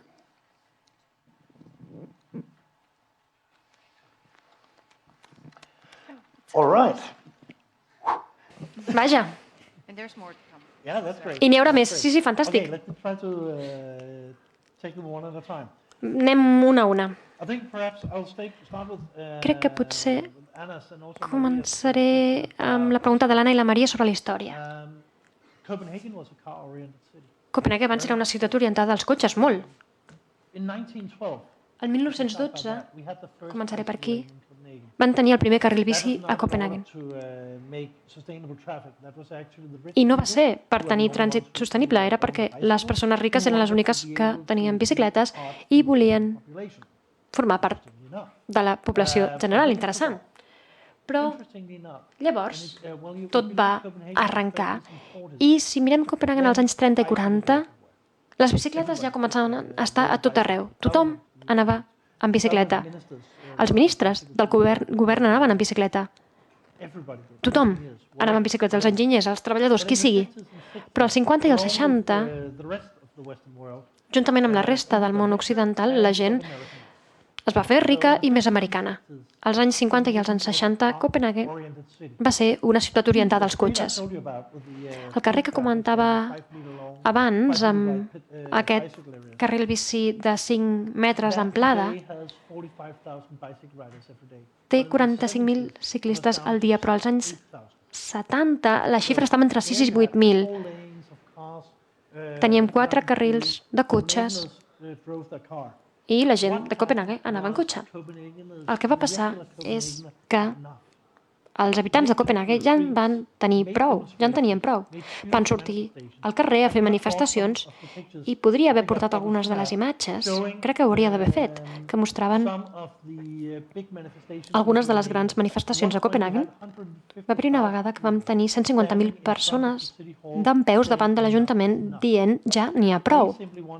Simplement volien enviar els nens sols a l'escola, volien passar temps a les places, en lloc de que les places fossin un aparcament. L'arquitecte Jan Gill, als seus llibres, té unes fotografies fantàstiques de Copenhague als anys 50 i als anys 60 en comparació amb avui, on mostra realment com de malament estaven No sempre ha sigut una ciutat verda, però va haver un moment que els ciutadans van dir que ja en tenia prou i l'Ajuntament va haver de reaccionar. Perquè, si no per qualsevol altra raó, quin és el millor motiu pel que un polític sap com actuar? Doncs és perquè sap que si no, no el tornaran a votar. Aquests són alguns dels millors motius. I això és el que va passar. Els urbanistes, els ajuntaments van veure que els habitants de Copenhagen volien alguna cosa més. No va ser un canvi de dalt cap avall, va ser un canvi de baix cap a dalt, una pressió de baix cap a dalt, des dels habitants de Copenhagen que deien ja en tenim prou, volem una altra ciutat, una ciutat diferent. Però als 80, quan jo anava a l'institut, i als 70, bé, jo estava a l'institut a meitats dels 80, va haver manifestacions, jo hi vaig participar, unes manifestacions de massa crítica a Copenhagen, on hi havia molts ciclistes que bloquejaven els carrils per als cotxes per assegurar-se que no es poguessin lliurar de nosaltres. I tot va arrencar. El gran canvi es va donar, jo diria, fa 12-14 anys, i la persona que tenia el meu càrrec abans que jo va ser elegit i va començar a canviar coses. Era un comissari europeu de Medi Ambient abans, una comissària europea de Medi Ambient, i volia una ciutat més verda, i tots junts, amb els grups de transport verd, les ONGs, van iniciar el canvi. I quan ens preguntem si no és massa tard, quan pregunteu si no és massa tard i si mai aconseguireu un estàndard raonable, diria que mai és massa tard. Sempre es pot començar. I qualsevol ciutat del món pot començar, i no hi ha res màgic en el que han fet els habitants de Copenhagen. Qualsevol ciutat del món pot fer el que fan els habitants de Copenhagen. És simplement una qüestió de començar i de dir ara agafem aquest tram del carrer i el canviem. Eliminem un carril per als cotxes, el donem al transport públic o a les bicicletes. No necessitem carrils bicis de 5 metres, podem començar amb carrils de 2, de 3 metres. I quan aquesta capacitat ja s'hagi quedat curta, llavors sempre ho podem ampliar. Es tracta d'anar fent passos i us puc assegurar que tenim molts llocs a Copenhagen on, i si veniu us ho puc ensenyar, on els carrils bicis són massa estrets. Jo visc en un d'aquests carrers. De fet, és aquest carrer. És massa estret, aquest carril bici, amb 43.000 ciclistes cada dia. I jo miro per la finestra cada matí i veig 8 cotxes esperant al semàfor, però milers de ciclistes. No hi ha prou capacitat, és una selva veure com creua la gent. Però això va canviar fa 20 anys i ara ha de tornar a canviar. És simplement una qüestió de fer-ho quan la capacitat s'ha quedat curta, s'ha de tornar a fer. Però mai és tard per començar i sempre ho podem aconseguir. Copenhagen era una ciutat orientada als cotxes i no ens equivoquem. Els ciutadans de Copenhagen i els danesos els encanten els seus cotxes. Encara que fossin molt cars abans i ara no tant, als habitants de Copenhagen sempre els hi han agradat els cotxes. Sempre podem canviar una ciutat, nosaltres encara estem canviant i Barcelona també estarà en aquest procés. I sobre la pregunta de la Jimena, has parlat de la multa de 120 euros per saltar-se un semàfor en vermell. Crec que a Copenhagen la multa seria més o menys igual. De fet, ara tenim permís a l'Ajuntament per canviar la situació i fer possible girar a la dreta encara que el semàfor estigui vermell. Però això significa que hem de reconstruir els carrils. Està permès, almenys, o no estarà permès fins que puguem separar el carril bici entre el carril que va recte i el que va cap a la dreta. Llavors podrem fer-ho. No ho hem fet només en alguns exemples, crec que en 3 casos en tota la ciutat, però per ara encara no està permès a Copenhagen i diria que, bé, si vas en bicicleta, és just, no? Si vas en bicicleta i et saltes el semàfor en vermell, corres el risc d'atropellar un vianant. Doncs a mi em sembla bé que la policia multi aquest ciclista. Està bé, no? Posar a la gent en perill és posar la gent en perill i no s'ha de fer. I per això també Bé, a mi em diuen que sóc el regidor de les bicicletes i no és un compliment. Jo vaig en bicicleta i, bé, si no sabeu com comportar-vos enmig del trànsit, no aneu bicicleta. A Copenhague hem de ser tan agradables com volem que la resta de la gent ho sigui. També hem preguntat sobre les motos, motocicletes. És una molt bona pregunta. Jo no em porto. Mai han sigut populars a Dinamarca. Als 50-60 hi havia nois joves que anaven en ciclomotor. Són més cares que les bicicletes, són més cars els ciclomotors que les bicicletes, així que si vols fer una cosa que sigui bona per l'economia, escolls una bicicleta a Dinamarca. No es pot aparcar cap motocicleta a menys que facis servir un aparcament autoritzat. I, de fet, un dels regidors amb pitjor reputació entre els que condueixen motocicletes va ser un dels regidors més impopulars, el que va canviar les normes d'aparcament perquè també apliquessin a les motocicletes i que se les pugui multar. I ara hem digitalitzat tot el sistema d'aparcament de manera que no hi ha cap prova física de que t'hagin multat, simplement t'arriba un avís per e-mail i et diuen has aparcat aquí, paga 65 euros i tens 15 dies per fer-ho. I ara que està digitalitzat ja no hi ha cap problema en posar multes als ciclistes. Es van enterar d'un dia a l'altre, no vaig ser gaire popular quan vaig implementar això. I potser molt interessant per la recerca del trànsit. El Jonathan ha preguntat pels robatoris. A Copenhagen hi ha una dita que diu que una bicicleta no és teva. La compres i la fiques dintre del gran pool, del gran grup de bicicletes que hi ha a Copenhagen i tu la poses allà i cada dia agafes la que tinguis més a prop. Sembla que sigui així. Jo tinc 4 bicicletes i la companyia asseguradora no està gaire contenta amb mi. El que hem fet és innovar més en els cadenats per assegurar que només pots assegurar una bicicleta si fas servir un candau, un cadenat que estigui aprovat per la companyia d'assegurances, per l'asseguradora. I ara són força segurs, de manera que la bicicleta es quedi on hauria d'estar. Però hi ha molta gent a qui li roben les bicicletes i és un problema. Així que sí, estem acostumats als robatoris i t'acostumes a dir-li a la companyia d'assegurances que no és culpa teva i esperem que així sigui.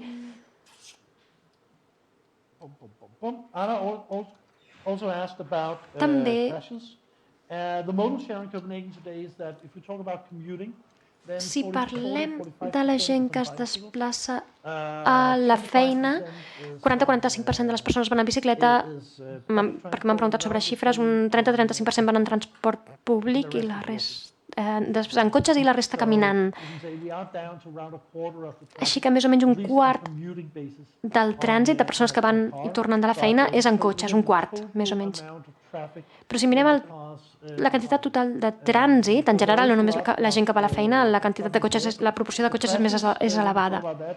I els accidents, també hem preguntat pels accidents, és un problema, tenim un problema nacional i tenim, no sé si són 120 morts cada any a Dinamarca per accidents de trànsit i més o menys una sisena part és a la zona de Copenhagen. Així que és un problema encara i estem intentant reconstruir les cruïlles, les interseccions per fer-les més segures. Estem treballant també amb els fabricants de cotxes i amb els fabricants de vehicles pesats perquè també siguin més segurs. Però també he de reconèixer que bona part dels accidents també són a causa dels ciclistes que van en bicicleta com si el món s'acabés demà. I és un problema. De vegades el problema és sentir-se massa segur. Llavors fas el que vols. I llavors el cotxe t'atropella. sempre hem d'anar amb compte quan estem enmig del trànsit.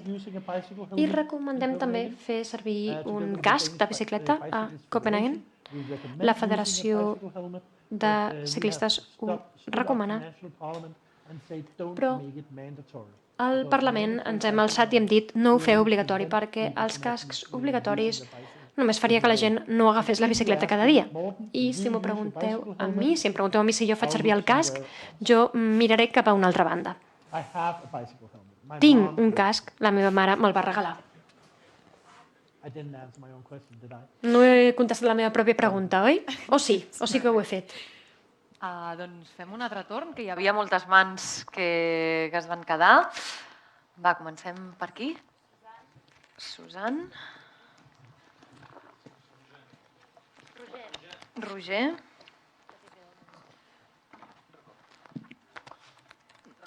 Rocco. Vale. És que, en sèrio, no veig pràcticament res amb els focus. Parleu alt i us... Vale, Jordi. Vinga, per aquí. Javi. Núria. Com que serà l'últim torn... Sí, estàs apuntat. A un altre Jordi.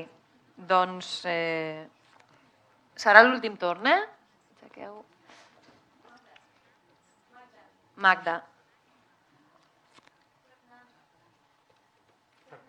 Fernanda. I... és veritat. Vale. Oh, sorry. Yeah, I forgot that. I'll remember that. És veritat, me n'he descuidat. M'ho torno a apuntar.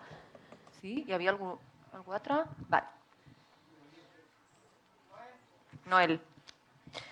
Bueno, haureu de ser superbreus, perquè així ell tindrà temps per contestar-vos a tots. Susan? Espereu que us arribi el micro, perquè si no ell no té la traducció. Hello, so I have two questions.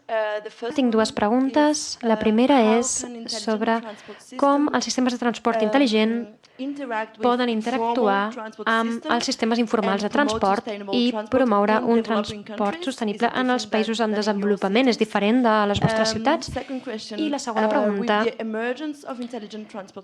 com que cada cop hi ha més sistemes de transport intel·ligent, hi ha més nous actors com Uber, nous actors digitals, quin marc regulatori hauríem de fer servir per assegurar-nos que els sistemes de transport intel·ligent ens porten a sistemes de transport sostenibles? Gràcies. Thank you. Bon vespre. Sí, a les fotos d'aquí de Copenhague, de carrils bici i el pont taronja i tot això, no he vist cap dels obstacles que habitualment o regularment he de superar. Em pregunto si els heu retirat en Photoshop o si realment no en teniu. I si no en teniu, quina mena de màgia negra heu aconseguit per no trobar-vos turistes fent fotos o inclús menjant, gossos, gent fent footing, aquesta mena de mini segways raros, aquestes rodetes elèctriques que van lentes i són superinestables. Aquí a Barcelona tenim un carrer que és el carrer Provença, que passa per dos edificis de Gaudí, La Pedrera i Sagrada Família, i és espectacular. O sigui, passar per allà és l'únic carril bici que jo no utilitzo a Barcelona perquè aquests dos punts són realment... O sigui, el tema del turisme està molt descontrolat, no?, en aquests carrils bicis. I, bueno, suposo que a Copenhague també en teniu de turisme, amb el que m'agradaria saber això, no? Com ho aconseguiu perquè realment només hi hagi bicis en els carrils bici. Gràcies, Roger. Rocco?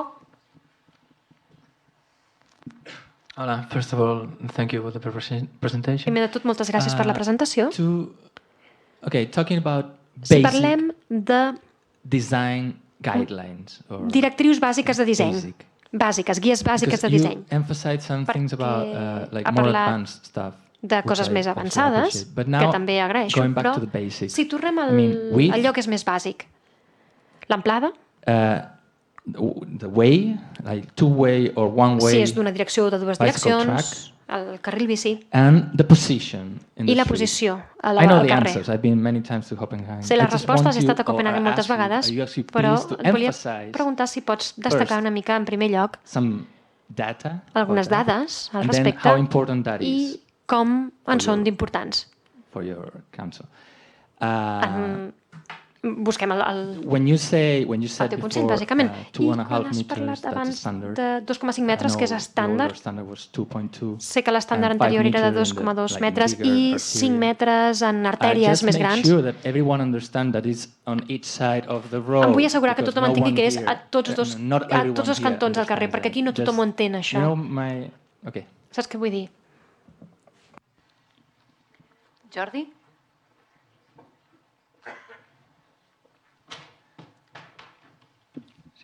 Bona tarda. La meva pregunta era referent si vostè em pot dir quin és el cost aproximat que té vostè per mantindre la seva bicicleta, no per comprar-la, per mantindre-la. I en relació, quantes persones creu que hi ha a Copenhagen relacionades, treballant en relació a la bicicleta? Tallers, empreses de serveis, empreses relacionades amb la bicicleta. Gràcies. Gràcies, Jordi. Javi?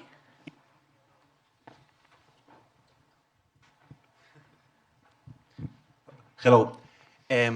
You like TV shows, right? Hola, t'agraden els programes de televisió, oi? Has parlat de The Crown. I m'agradaria mencionar un exemple, el pont, on troben els cossos entre Suècia i Dinamarca, Malmö i Copenhagen. Si ens podries parlar de l'experiència de tenir barreres polítiques colls d'ampolla en la foto que has mostrat. Hi ha 36 municipis governats per l'àrea metropolitana de Barcelona i la ciutat de Barcelona només és la meitat de la població d'aquesta àrea. Hi ha quelcom similar a Copenhague? Gràcies. Merci. Núria? Hola. A part d'explicar una petita anècdota en relació a les multes als ciclistes, que jo he patit una multa sense passar-me un semàfor en vermell i fent coses absolutament legals, com portar una criatura sense casc i un remolc, que està inclòs al Codi de Circulació, a part d'aquesta petita anècdota, m'agradaria saber si a Copenhague heu tingut alguna política contra l'agressivitat viària, la conducció agressiva. Vaja, que jo crec que la percepció del perill és una de les principals raons que fan que la massa dels ciutadans no agafi la bicicleta. A part dels robatoris, hi ha la percepció del risc. I jo personalment penso que cal una política de pedagogia i una política contra la conducció agressiva i actituds agressives des de la calçada i des dels propis vianants que ens insulten permanentment. Però vaja, jo prefereixo que m'insulti un vianant a que un taxista em passi a 2 centímetres i dient-me el nom del porc, que no sé com es tradueix. Ho sento per les traductores. Gràcies. Gràcies, Núria. Jordi? Thank you, Morten, for your presentation. Gràcies, Morten, per la presentació. I'm Jordi from Copenhagen Ice. Maybe you know them. Soc en Jordi de Copenhagen Ice, potser els coneixes? And Cycle Without Age, yeah, of course. My question is, I have four, I Cycling Without Age. Really easy. Tinc una pregunta bàsica però molt senzilla. Com ho dissenyeu quan teniu una parada d'autobús i un carril bici? I teniu un model que es pugui portar aquí a Barcelona? No has dit res de la logística urbana? Com gestioneu les entregues de béns a la ciutat? I la tercera és, què en penses del model de les superilles de Barcelona, especialment pel que fa als moviments en bicicleta a dins? I l'última és si teniu alguna mala pràctica de Copenhagen que ens podríeu dir, no ho feu això. Gràcies. Perfecte, Jordi. Magda?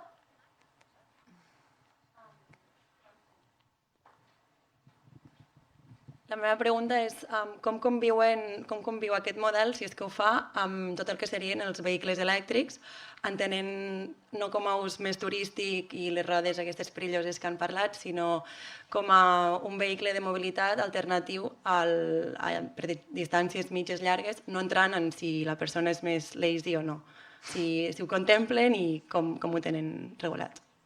Gràcies. Fernanda? Estem acabant, You say that by ha dit que cap a 2018 no hi haurà més vehicles, autobusos que funcionin amb dièsel. Llavors, heu estat canviant els autobusos, oi? Heu renovat els autobusos. Què en feu d'aquests autobusos que van amb dièsel? Perquè no desapareixen. What will be the final disposal? Gràcies, Fernanda. I l'últim, Com es rebutjaran? Què en fareu d'aquests autobusos que queden obsolets? Just two brief questions. First of all, Dues preguntes breus. Primera, Barcelona and Copenhagen has Barcelona i Copenhagen that allows them to build this kind of infrastructure. tenen característiques similars que els permeten tenir aquestes estructures, però què recomanaries per altres ciutats, altres característiques que volen ser similars a aquestes ciutats i que no poden tenir aquestes grans infraestructures i que potser tenen l'espai, però potser no tenen aquestes característiques, potser la geografia. Les característiques geogràfiques. La segona pregunta. L'objectiu final de Copenhagen és tenir emissions de diòxid de carboni zero. I aquesta és la meva gran pregunta. Per què? Si es construeixen carril bici, s'emeten. S'emet diòxid de carboni. I si pintem, també necessitem alguna cosa més al sistema, perquè potser no hi haurà cap ciutat que pugui arribar a ser neutre en emissions de carboni. Gràcies. Queda sense contestar. Espero que ho pugueu entendre, perquè crec que és demanar-li massa al nostre convidat que respongui tot això en 5-10 minuts, però estic segura que ho intentarà. I will try. I'm not sure I can answer. No sé si podré respondre-les totes o si les puc respondre totes, però ho intentaré. Sí, lamento això dels creuers. N'he fet referència perquè els creuers fan servir dièsel i aquest dièsel o el petroli són una de les majors causes de contaminació a la major part de ciutats. I intentem assegurar-nos que els creuers i altres vaixells poden connectar-se a la xarxa d'electricitat de terra, i és un gran problema, perquè el que passa és que les companyies de creuers simplement amenacen el port dient, bé, me'n puc anar a un altre port. I això són molts diners i és un gran problema, de manera que necessitem normatives internacionals, a les organitzacions marítimes internacionals, que les Nacions Unides reguli i que demani que facin servir electricitat de terra. Hi ha moltes ciutats a Europa amb les que seria fàcil cooperar en aquest sentit. El que hem implementat nosaltres fins ara és que farem la infraestructura perquè el port tingui l'electricitat necessària i que sigui tan fàcil com sigui possible. I estem intentant dir als governs nacionals que no apliquin els impostos sobre l'electricitat en els vaixells que venen al port. Hi ha moltes preguntes interessants i m'han preguntat pels sistemes de transport intel·ligent i els sistemes informals de transport intel·ligent. Sí, evidentment hi ha problemes i les diferències també entre ciutats en desenvolupament i desenvolupades. Suposo que podem esperar que l'ús d'aquests sistemes de transport intel·ligent en tot el món creen més capacitat per no haver d'invertir més en sistemes per cotxes. M'agradaria diferenciar entre les solucions de transport intel·ligent, que bàsicament fan que el transport sigui més digital i més intel·ligent, i diferenciar-ho dels sistemes de compartir cotxe, que es pot fer en qualsevol circumstància, i també diferenciar-ho d'Uber i sistemes similars, perquè no crec que Uber sigui un sistema de compartició de cotxe. L'Uber no està permès a Dinamarca. La ciutat de Copenhagen ha treballat amb els sindicats de taxistes per aconseguir que es prohibeixi Uber, que ho prohibissin els tribunals, I el govern ha decidit que probablement canviarà la llei. N'estem parlant amb el Ministeri de Transport, però ara per ara l'Uber no està permès a Dinamarca i no ho veiem com un sistema de compartició de cotxes, sinó com una manera d'eliminar els drets dels taxistes per guanyar molts diners.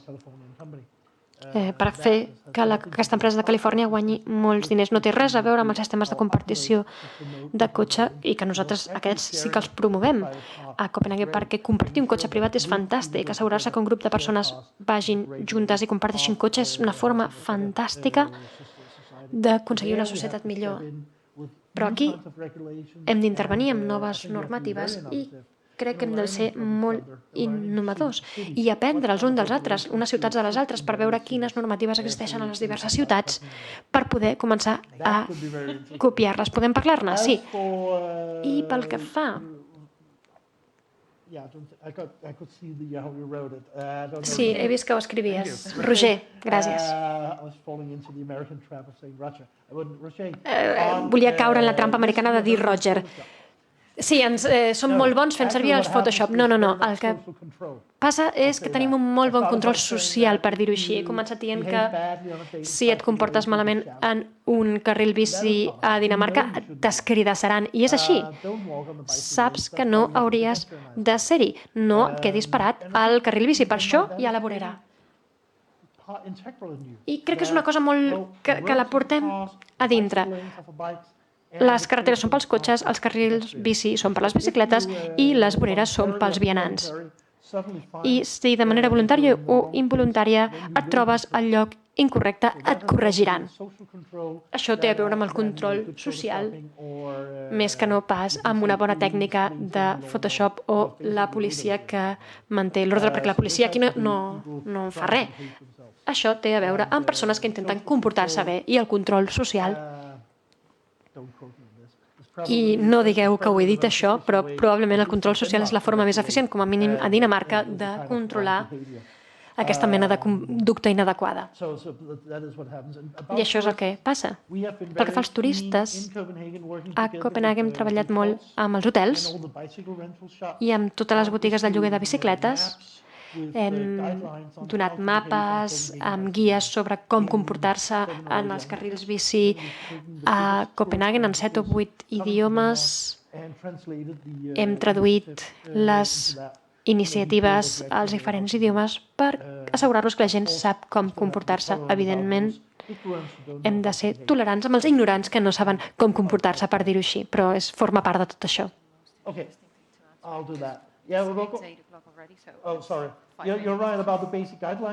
Sí, sobre les guies bàsiques pels carrils bici. Sí, parlem de carrils en les dues direccions. 3 metres seria el nou estàndard i parlem de 2 direccions. Què és millor, 2 direccions o un carril que vagi en 2 direccions o en una sola?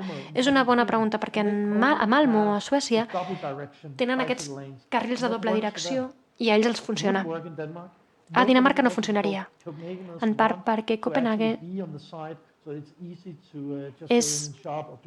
la gent vol apartar-se per poder entrar en una botiga i això no es podria fer en un carril de doble direcció, però als suecs els funciona. I també la pregunta de Javi sobre l'àrea de Barcelona i els 36 municipis, exactament igual. A Copenhague tenim 28 municipis, a la regió metropolitana de Copenhague, 50 a tota la part est de Dinamarca, i el que ens diferencia és que a Dinamarca no tenim un organisme de presa de decisions a aquest nivell, a nivell regional. És a dir, que cadascun dels municipis decideix per si mateix. Tenim menys coordinació que vosaltres. I què fem amb la conducció perillosa, amb l'agressivitat? La policia s'assegura molt de que no passi, aturen a les persones, les multen, i és l'única manera de fer-ho, assegurar-se que la gent segueixi la llei. I és el que dieu també, sentir-se segur. La percepció de seguretat és molt important, perquè no es tracta de si estàs segur. Si no et sents segur, no agafaràs la bicicleta o no la duràs a treballar, o no aniràs caminant a treballar. I en això estem treballant també, tenir campanyes de conducta sobre com comportar-se, què fer. I clar, també tenim problemes amb les parades d'autobús. Sovint intentem separar-les amb una franja al terra entre l'autobús i el carril bici, però de vegades l'autobús para just sobre el carril bici i és un problema. I llavors tenim dret de pas com a passatger per pujar i baixar de l'autobús i no tots els ciclistes compleixen aquesta norma, se'ls pot multar, llavors, o acaben discutint. Però amb les parades d'autobús més concorregudes ens assegurem que hi hagi un espai entre ambdós. Encara no hem arribat al punt en què no tinguem autobusos amb dièsel. Hem decidit que en el següent concurs, el 2019, ens desfarem dels autobusos amb dièsel i les empreses d'autobusos hauran de fer el que fessin amb els autobusos obsolets. No és res nou tenir una nova generació d'autobusos i, evidentment, s'hauran de desmuntar d'una manera que sigui respectuosa amb el medi ambient. Però no és res de nou. I quan abans canviaven d'un model de dièsel a un altre i ara passen d'un motor dièsel a un d'hidrogen, per exemple.